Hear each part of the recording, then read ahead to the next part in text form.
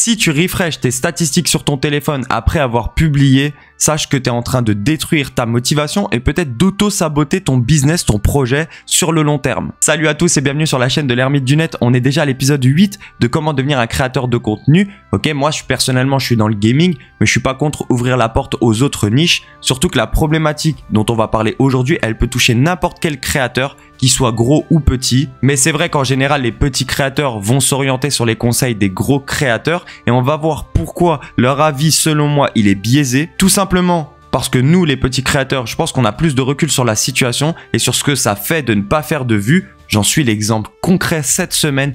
Une vidéo par jour sur YouTube et il n'y en a pas une qui a dépassé les 200 vues. Donc, je trouve intéressant qu'on parle de ça. Beaucoup de créateurs vont juger leur contenu en fonction du nombre de vues et moi, je trouve que c'est une grosse erreur. Regarder ces statistiques tous les jours, ça peut te frustrer, te démotiver et du coup, tu vas saboter ton projet, tu vas carrément arrêter. En général, quand je veux m'orienter sur ce genre de thématique, la première chose que je fais, c'est regarder pourquoi scientifiquement, ça peut être un problème. Oui, parce que là, si je te dis, tu refresh tes vues tous les jours comme ça peut paraître anodin, mais scientifiquement, tu vas vite te rendre compte que ça peut détruire ton mental et ton physique. Sache qu'à chaque fois que tu vas actualiser tes statistiques, ton cerveau va libérer de la dopamine. Ça, c'est le neurotransmetteur du plaisir. Je te donne un exemple concret, c'est comme si tu étais un joueur de casino. À chaque fois que tu vas jouer à la machine à sous, ça va monter, ça va descendre et ton cerveau, tu vas clairement devenir accro à la récompense instantanée. Alors oui, quand tout va bien, quand tu fais des vues, quand tu gagnes aux machines à sous, t'es content, la dopamine dans le cerveau, ça fait du bien. Mais qu'est-ce qui se passe quand tu fais moins de vues et quand tu arrives dans l'échec? La première des choses, c'est que ton cerveau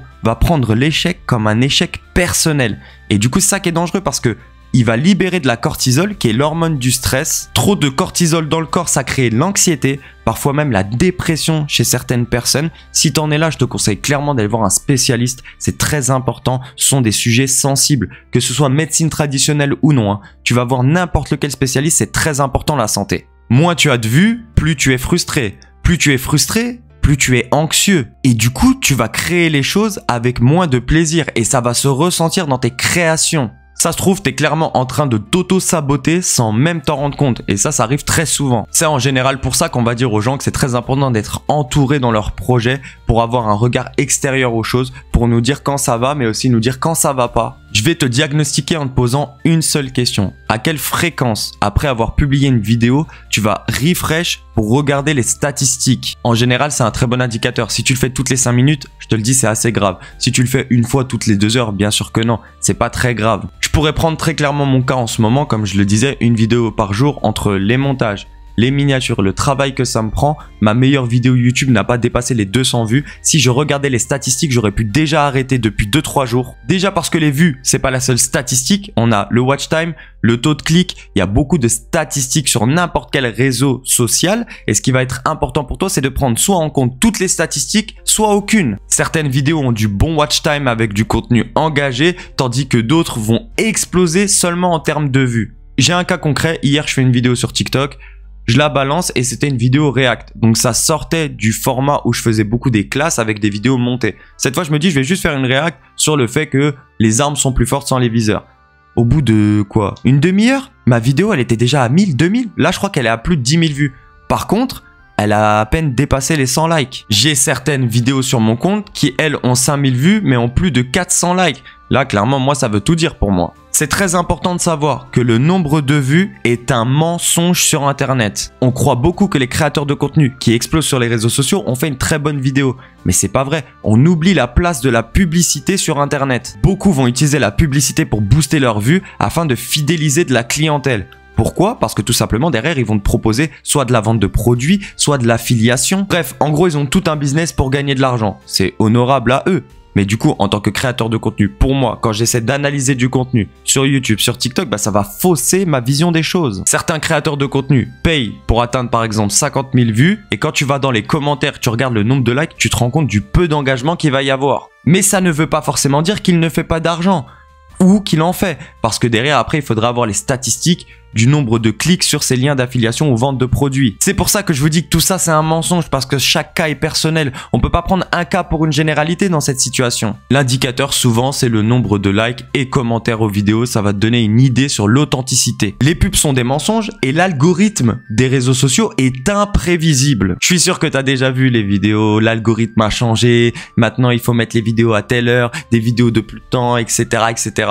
Mais comment se fait-il que ce qui marchait il y a 6 mois ne peut plus marcher aujourd'hui? Ce qui ne marchait pas il y a 6 mois peut fonctionner aujourd'hui. Même les gros créateurs de contenu peuvent avoir des flops. Et en général, c'est ce que je vais appeler créateur authentique. Si lui aussi, il flop sur quelques vidéos, ça prouve que l'algorithme n'est pas fiable. Et donc aussi, ça peut prouver qu'il met pas de publicité. Sache que YouTube et TikTok, ils vont tester des nouveaux paramètres tous les jours. Donc les choses, elles vont changer tous les jours. L'algorithme est imprévisible. Donc là, déjà, on peut pas se fier au nombre de vues parce que ça veut rien dire vu qu'il y a les pubs et je peux pas me fier non plus à l'algorithme. C'est simple, des fois tu as des vidéos qui sont oubliées sur certains comptes qui pourtant vont exploser des mois après. Tu as aussi des vidéos que TikTok par exemple va rendre dans une tendance mondiale puis d'un coup les bloquer. Les tendances viennent et repartent, ce qui marchait hier peut marcher demain et vice versa. Comment est-ce qu'on va faire pour lutter contre tout ça les gars? En vrai, c'est chaud là. Comment est-ce qu'on va faire nous en tant que créateurs qui ne dépassons pas les 200 vues sur internet, comment on va faire? Les youtubeurs en général me conseillaient de ne pas regarder le nombre de vues, mais de regarder le watch time, le taux de clic, engagement, commentaires, etc. Moi, personnellement, je trouve pas que c'est la solution. Tout simplement parce que ces chiffres ne veulent pas dire grand chose et chacun peut faire sa propre analyse de ça. Si c'est pas YouTube lui-même ou TikTok lui-même qui fait une analyse de ton compte, ça veut rien dire. Parce que ce sont probablement les seuls à comprendre les critères qu'ils mettent sur leur plateforme, c'est logique. Tu peux très bien avoir un bon taux de clic et un bon watch time et pourtant ta vidéo elle va jamais décoller. Tu peux aussi faire une vidéo bof, moyenne et pourtant elle va exploser. Et au final, on en revient exactement au même problème que l'addiction. Puisque tu vas faire que regarder tes statistiques, même si c'est pas le nombre de vues, tu vas regarder le watch time, ça revient exactement au même. Et donc rappelle-toi, chaque refresh que tu vas faire sur ton téléphone, c'est un boost de dopamine. S'il y a un échec, c'est de la cortisol et ainsi de suite. Donc on devient clairement dépendant de certains chiffres et non de notre propre jugement. Moi, ce que je vais te proposer de faire, tout de suite, concrètement, c'est 1. Arrête de scroller. 2. Deviens ton propre juge. Tu dois sans cesse re-regarder tes vidéos pour être ton propre spectateur afin de te juger. C'est simple, moi tous les jours, je me remets dans ma vidéo de la journée ou de la veille, je regarde et je me dis, est-ce que je regarderai ça jusqu'au bout? Est-ce que mon rythme, il est bon? Est-ce que mon montage, il est correct? Est-ce qu'il y a un décalage entre ma voix et la vidéo par exemple? Est-ce que je m'ennuie en regardant ma propre vidéo? Toutes ces questions vont me permettre de me faire mon propre avis sur mon contenu et pouvoir travailler dessus sans cesse pour améliorer mon contenu. En ayant cette façon de penser, je suis plus dans la démarche de progression. Que si je laisse le nombre de vues, des statistiques décider de ma progression, je n'avancerai jamais. Si tu croyais qu'être créateur de contenu, c'est faire du copier-coller et ça marche, tu t'es trompé. Je t'ai prouvé que les vues, grâce à la pub, donnaient une fausse perception de ce qui était réel sur Internet. Donc tu as une vraie mission là. Déjà, arrête de te comparer aux autres, parce qu'en général, tout ce qu'on a dit jusque-là, ça va avec ça. Tu dois créer, analyser ce que tu fais et t'améliorer. Et tu dois absolument répéter cette procédure jusqu'à que tu sois satisfait de ton travail. Et si t'es jamais satisfait, t'as toujours des raisons de t'améliorer et de continuer à faire ce que tu fais. Même si personne regarde, qu'est-ce que t'en as à faire? Même si là, t'as 50 000 personnes qui vont regarder tes vidéos. Quand je vais éteindre la caméra, je serai tout seul. C'est ça la réalité, le constat. Si on fait des vidéos, on les fait pour nous.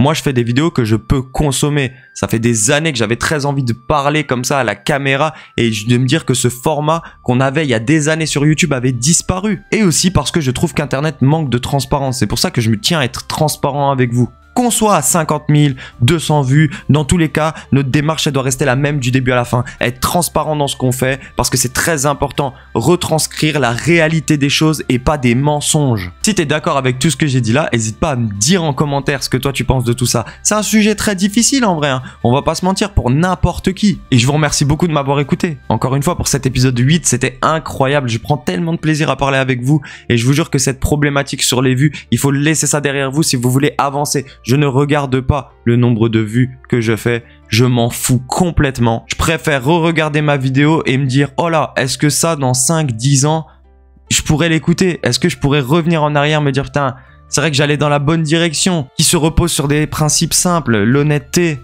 le courage, le travail, la persévérance. N'hésitez pas à vous abonner et de liker parce qu'à chaque fois, j'oublie de le dire. Abonnez-vous les gars, on va parler de beaucoup de choses. N'hésite pas à me dire en commentaire si tu as envie qu'on aborde certains sujets, je suis libre. Merci beaucoup et à bientôt pour de nouvelles aventures.